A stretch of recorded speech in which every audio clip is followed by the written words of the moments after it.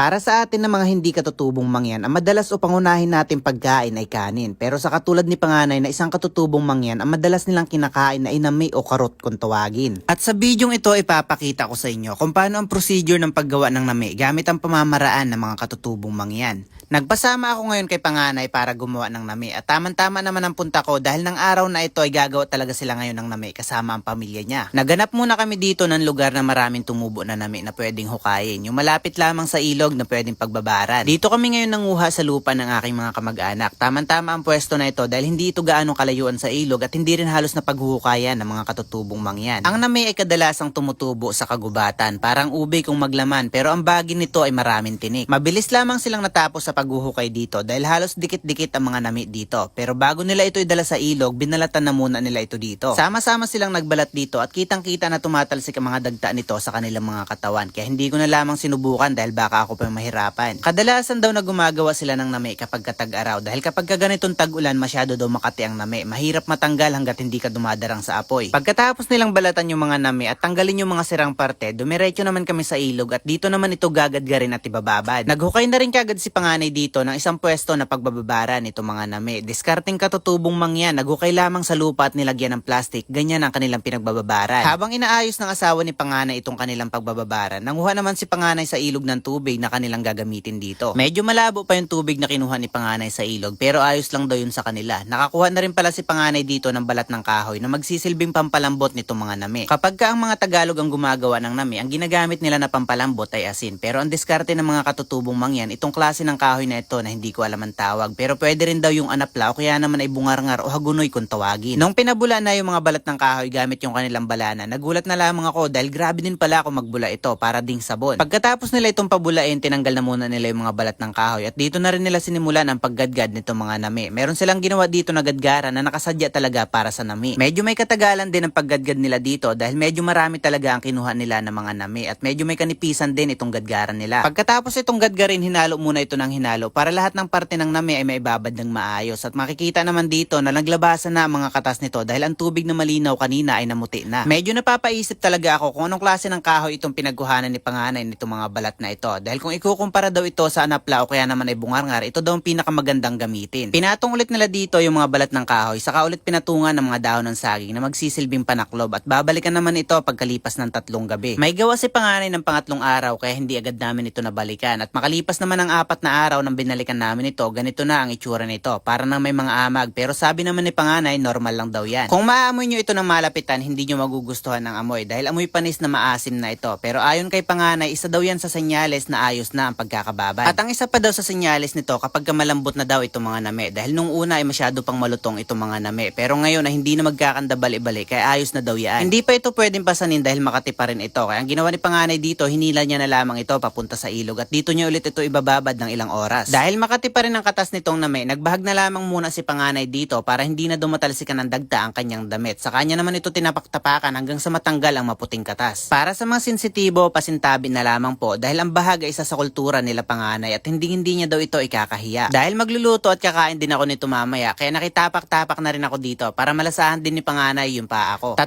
beses namin itong hinalo-halo at tinapaktapakan hanggang sa matanggal yung maputing katas. Pero sabi ni Panganay dito, mas mabilis daw sana kami dito kung ang gamit namin ay kulambo, hindi sako. Nung malinaw na yung lumalabas na katas sa sako, inayos na muna ni Panganay ito at binabad muna namin ito dito sa ilog ng 5 oras. Pagkalipas ng 5 oras, binalikan na namin ni Panganay ito at nanguha na rin kami dito ng tiring na kawayan na aming paglulutuan. Nung kinuha na ni Panganay yung nakababad na nami, tinapaktapakan niya ulit ito sa tabi para matanggal na yung mga katas at yung mga tubig. At tinulungan na rin kami dito ng pinsan ko sa pagpapapoy dahil tamang katatapos lamang na napakalakas na ulan. Ganito naman ang itsura ng nami kapag pwede nang lutuin at yung mga medyo na mula-mula dito, yun daw yung mga parte na nakadikit sa may kahoy. Nasabi din nila Panganay sa akin dahil ito ang madalas nilang kinakain na umay na rin sila kaya palagi rin sila naghahanap ng kanilang pang-ulam at ito nang ginagawa nila na pinakang kanin. Medyo nahirapan pa kami dito sa pagluto dahil tamang katatapos lamang ng ulan at mga basang-basa pa talaga ang mga kahoy. Mabuti na lamang talaga at may dala ako ditong mini pan na ginawa ko na pinakang blower. May mga parte na nahilaw sa aming niluto kaya ang kinain na lang namin dito ay yung maganda ang pagkakaluto at hanggang dito na rin lamang sa video ito. Salamat sa panonood.